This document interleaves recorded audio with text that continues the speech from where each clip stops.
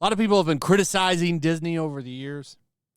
Yet another person dropping some criticism on them. The Princess and the Frog director criticizes Disney's turn to activism. They need to do a course correction a bit in terms of putting the message secondary behind entertainment.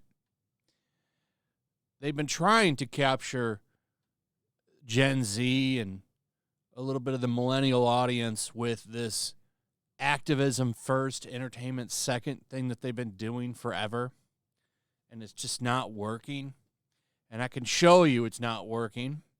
Thanks to Samba TV dropping some data the other day. And this is not good. So Gen Z has no interest in Disney Plus, Star Wars, Marvel, according to Samba TV. Now, Gen Z is ages from 12 to 27. The young adult category is what that is. And it's the age demographic that all the advertisers want. And they're not getting it. No one's watching it. It's very interesting. They're all watching Netflix. Here's the data right here. I want to thank Cosmic Book News for doing this so I can look at it because I wouldn't have seen it otherwise. For some reason, I follow Samba on X and I never see their stuff. I don't know why. I even had the little notification thing set and they never show up. So I don't know what's going on with that.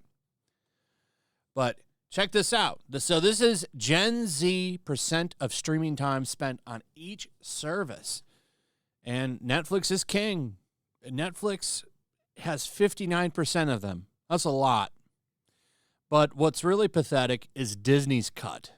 So technically more than 5 because they also have Hulu at 4%. Most people, I would imagine, have both. They have Disney Plus and Hulu if they have those services because they have like a bundle, I think, right? You can get like a bundle package. So 5% for Disney Plus, 4% for Hulu. Prime Video doing a little bit better at 9%. HBO Max doing a little bit better at 10%. But Netflix rules them all. So Disney's desperate attempt to capture Gen Z, not happening. And this should be an eye-opener for them. Whoever has Gen Z is the one that's going to survive in the future because those are the people that are going to have, they're going to be the ones coming up now, and then eventually they'll have kids, and, that's how you pass things on. And Disney and Hulu, all those franchises, Marvel, Star Wars, these kids aren't growing up with those things, and they're not embracing them. So they're not going to have nostalgia for them, and they're not going to want to watch that shit with their kids because they don't give a shit about it. And that's the reality that they're going to have to deal with. So a lot of the stuff that they're doing, all it's really doing is destroying their brands even more. It's a very big market that a lot of advertisers love, but it's more than just advertisers. It's also the future of their brand, and they're not getting to younger viewers. So, I mean, this explains a lot. It explains why viewership numbers are so low for a lot of stuff like X-Men and a lot of these shows that we go over, Predator, Prey, The Bear, even the stuff that's good. Like the Predator Prey movie was pretty good, but nobody really watched that either. So Gen Z includes those between the years 1997 and 2012. So that is those between the ages of 12 to 27. Samba TV released a chart that shows the % of streaming time Gen Z viewers spent on each service based on viewership of streaming originals in Q1 of 2024.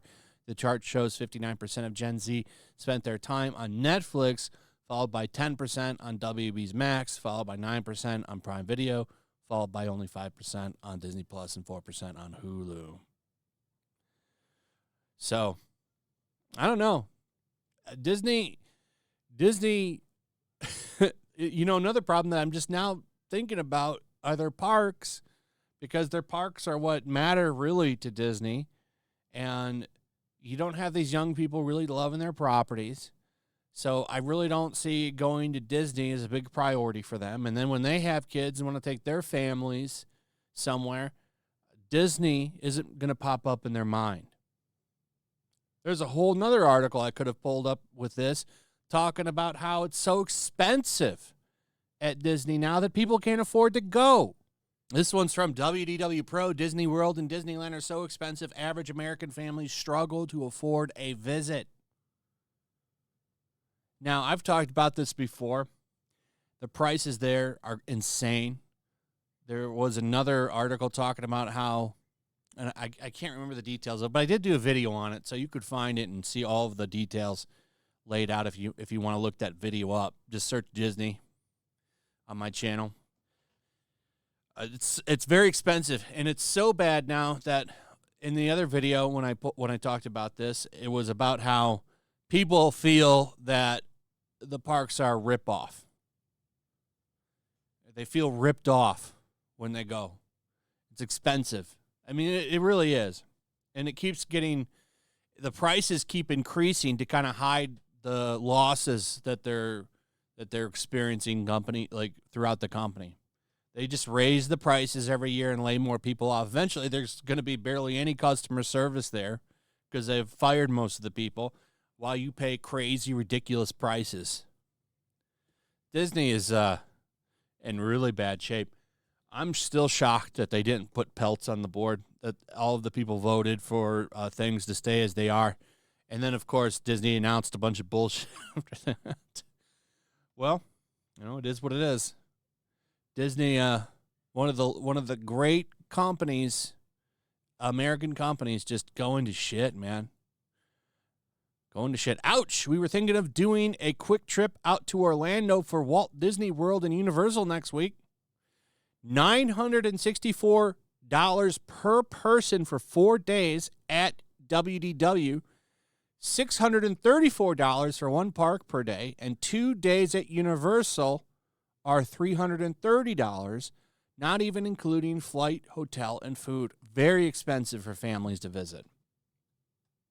Very expensive. That's a lot of money, man. $964 per person. And then, of course, that's not even touching on some of the bullshit that they have at those parts, like Disney princesses with a full beard. You know what I'm saying? So, keep it up, Disney. You're already losing Gen Z. They're dumping you. The numbers don't lie, baby. 5%. Yikes. Anyway, let me know what you guys think about all this in the comments below. Also, if you would, please like, subscribe, share the video, hit that notification bell, and I will see you on the next one. Peace. Make sure to check out my locals. There's a link in the description. It's a fun community that I'm trying to build over here. If you don't want to support me on YouTube, you can come over here. None of that money goes to YouTube. You also can just come over here for free. But if you are a supporter over here, I do plan on doing an extra live stream once a month and throwing links to the supporters so you can actually come on and have a supporter live stream with me. Also, it's a good place to catch all of my content. You don't have to worry about notifications like YouTube. They'll definitely work over here. So come check out my locals.